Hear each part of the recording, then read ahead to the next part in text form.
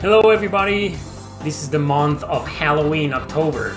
I'm wearing this stupid hat to celebrate that. There's a poll right now in the chat carrying over the conversation we had on the previous Q&A about obscure RPGs. I love obscure RPGs, they aren't going anywhere. My coverage and reviewing of obscure games is not going anywhere. So no matter what you vote in the poll, I will continue reviewing obscure as hell RPGs. What's your opinion on Skies of Arcadia? I think it's a really good game. Even though I never finished it, even though I never went back to it. I think I remember doing a video 3.5 years ago. Well, let me backtrack a little bit more. I played that game for the first time ever on the GameCube about 10 years ago, probably. And to be honest, I didn't like it. Probably I wasn't in the mood, I don't know, the random encounters kind of killed it for me. And there was this part on sea where I was navigating in sea and I couldn't go, I don't remember much of it. But I only had one party member and it was the pirate guy, the old guy.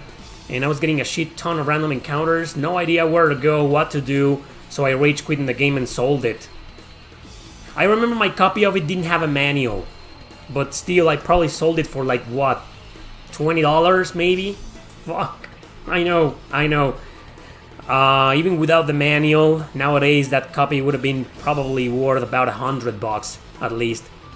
And years later, I got a Dreamcast on my store and I got a copy of it.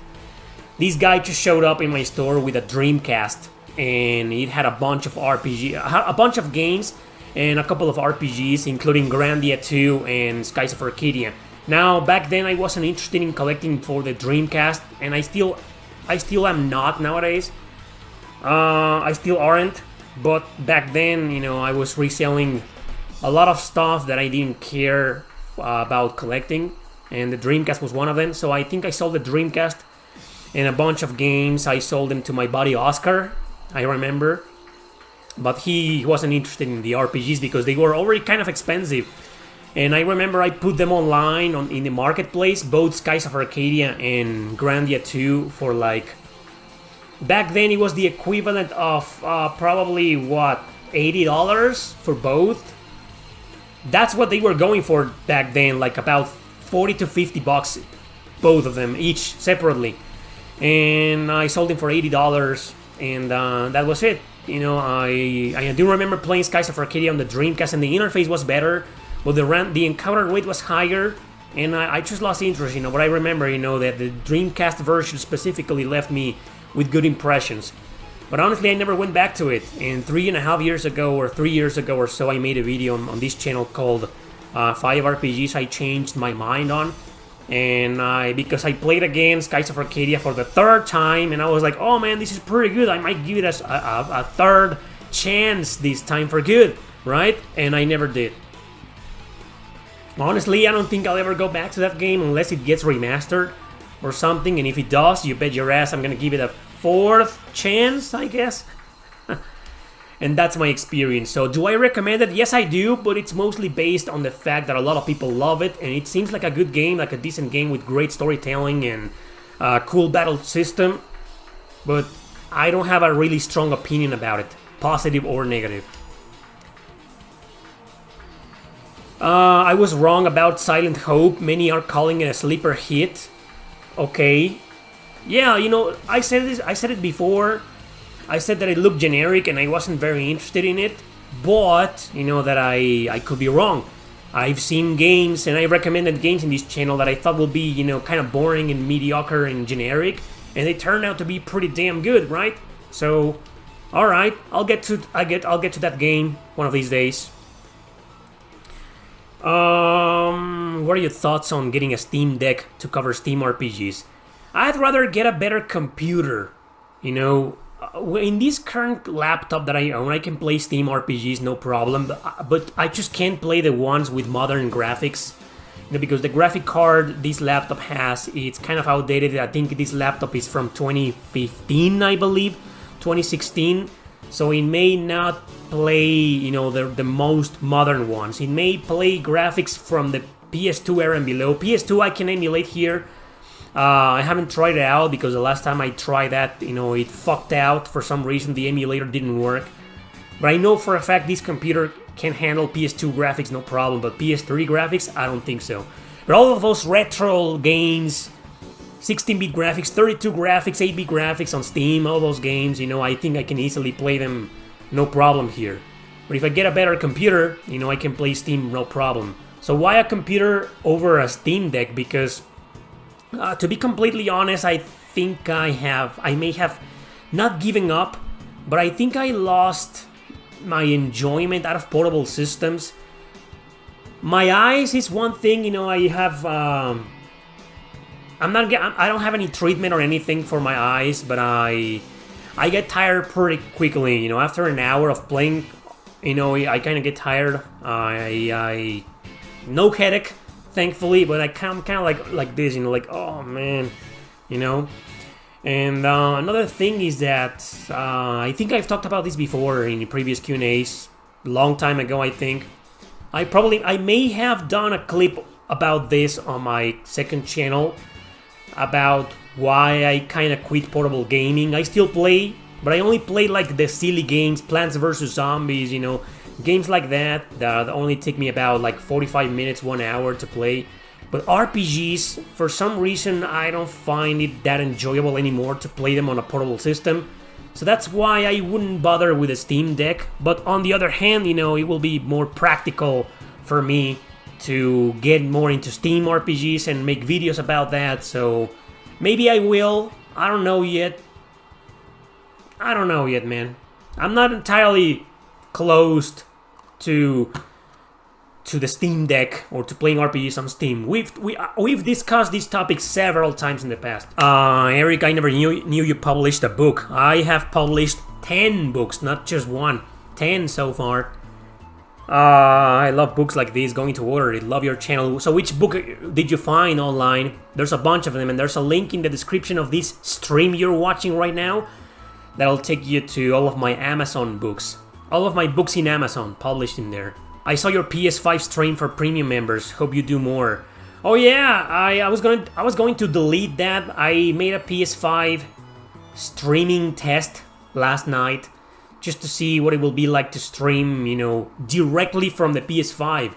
Because that way, thank you, Kiss. That way I don't have to, set it up on the computer, plug in all the cables, the capture card, the Elgato capture card, the splitters and shit, and all that jazz, and it's fucking, it's so annoying. One of the reasons why I quit streaming in the first place last year. But I was like, okay, so I remember when I got the PS4, like 4.5 years ago, probably more. And I remember I was streaming directly through the PS4, and it wasn't very good.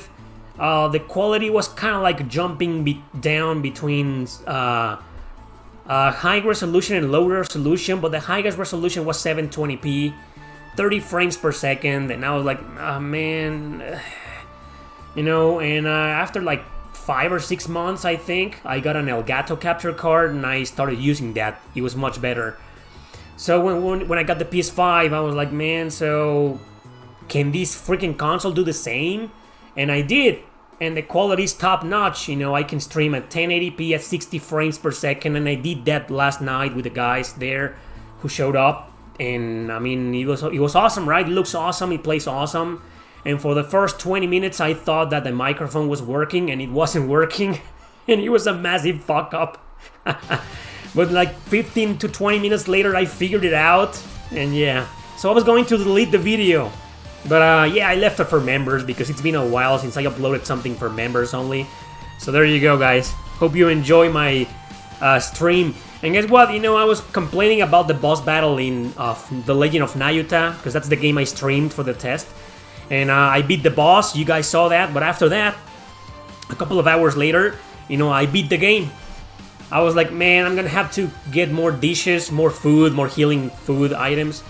And I went to the house with a sister, she gives them to you, and I got 4 dishes this time. I upgraded a 4th lunchbox, and I got it, and I went to defeat to find right away the final boss. I thought there will be a final dungeon. Small spoiler alert, there isn't.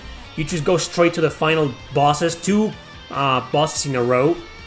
And they were fairly easy. I only needed one healing food, one meal, one lunchbox, one lunch, and I beat it. I beat the post game of The Legend of Nayuta. Well, you know what? It isn't exactly a post game. It's more like the story continues, like a second arc, and you get the true ending that way. And I got the true ending, and I fucking beat it, and I loved it. Amazing game, guys. So, did you see the reviews for Infinity Strash?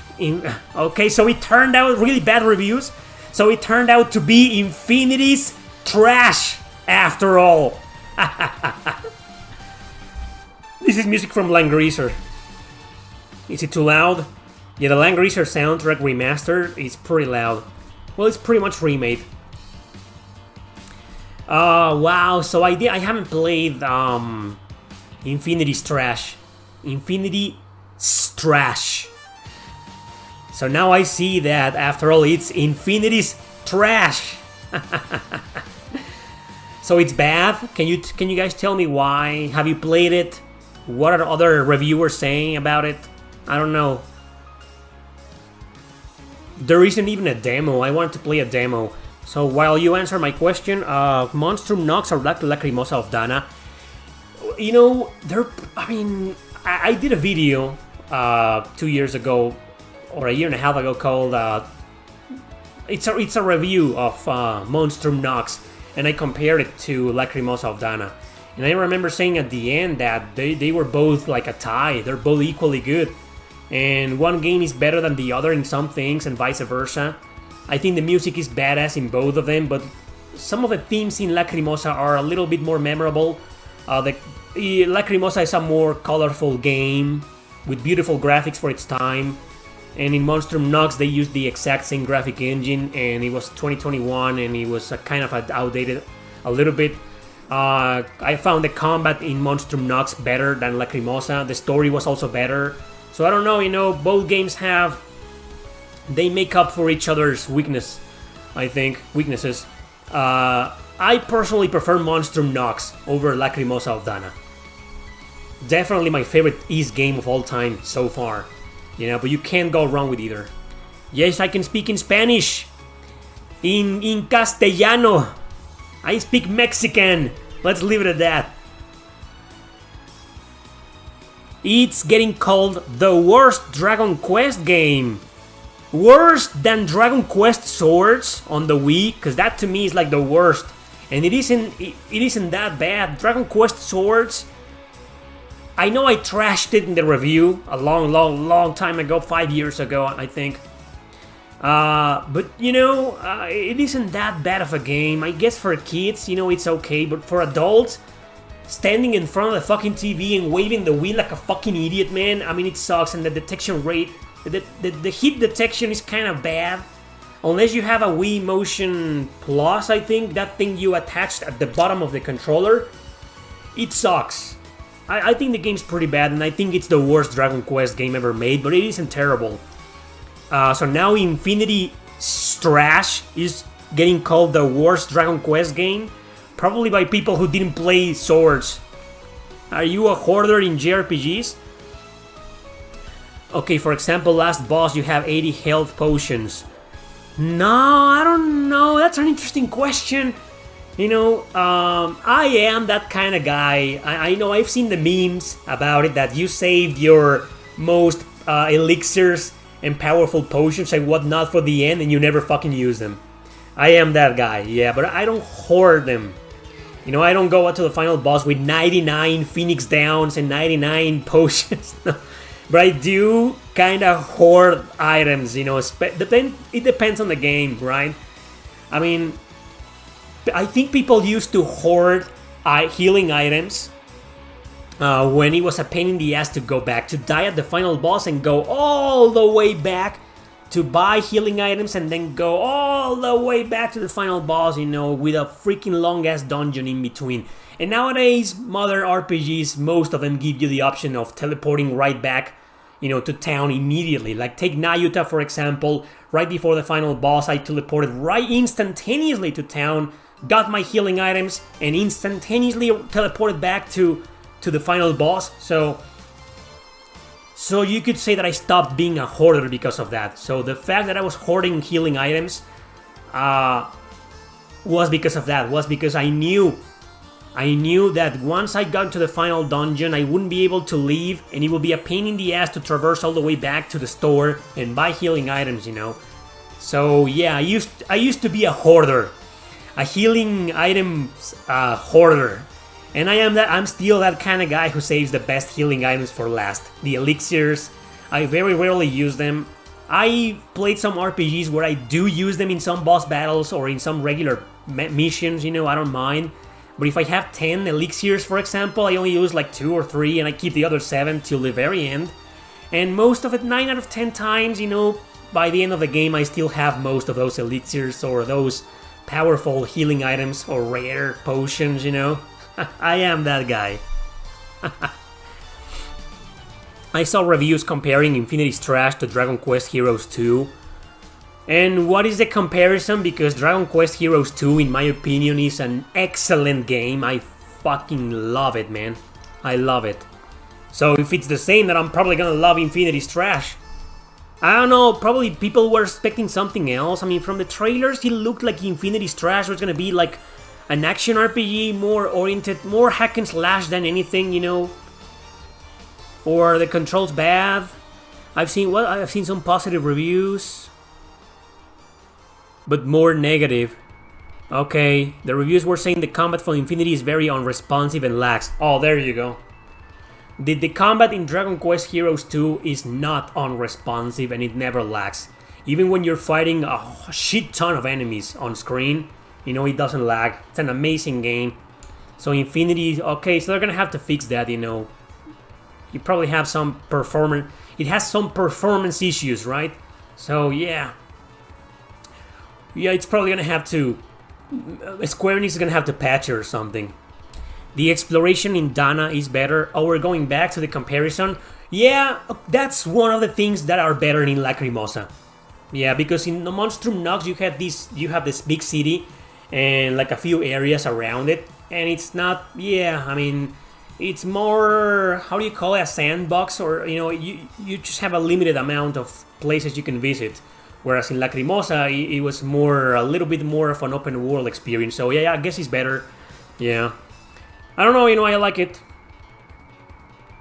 I like Monstrum Nox a little bit more, but I mean, both games are a freaking masterpiece, man. We're all hoarders. You do that too? You guys do that too? Yeah, I'm that guy too. Thank you, Mr. Stump. What is your most favorite Final Fantasy game and your favorite game in general, every genre?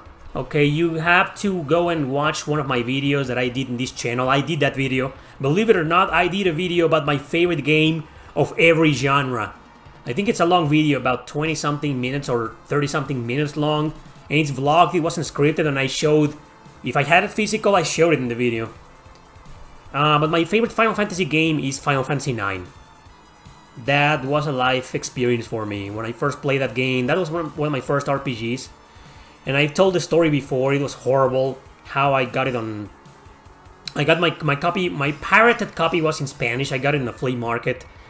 And the first time I bought the game, there's a part of the game where you are getting close to Trino, the city of Trino, whatever, with Garnet. You control Garnet with Steiner and Marcus, and the disc stopped working, and I was devastated because I was loving the game. That was the first time I played an RPG where you could control multiple characters on different parts of the game, different segments. You know, for the most part, you control Zidane, but sometimes you control Steiner for a few missions or a few parts of the game, and then Garnet, you know, like that, or Vivi at the beginning of the game. You know, it's awesome. It's an awesome game, man. It's a beautiful fucking game, and it stopped working. So I went back to the flea market like a week later. I had to wait a fucking week, and I went there and I got a new copy, and now disc 4 wouldn't work, and that was the last working copy of the game, and my copy was in Spanish. So when I went to the flea market to the same guy, he said, okay, I don't have Spanish copies anymore, I have English copies. So I'm gonna have to restart the game because it's gonna be a different file and shit. Oh, and I was devastated. Years will go by before I finally got a working disc 4, and I finally finished the game. I think it was like 2 years later, or a year later at least. You know, it was awful, man. But that's also one of the reasons why that game is so. That's why I'm so fond of the game. And yeah, I mean, I think it's a masterpiece, and I think it's a really good game, man. I love it. Favorite Final Fantasy, definitely. Bro, please, what's your favorite console? The PlayStation 2. You know, I really like the PlayStation 4 a lot, but the PS2 will probably always be my favorite.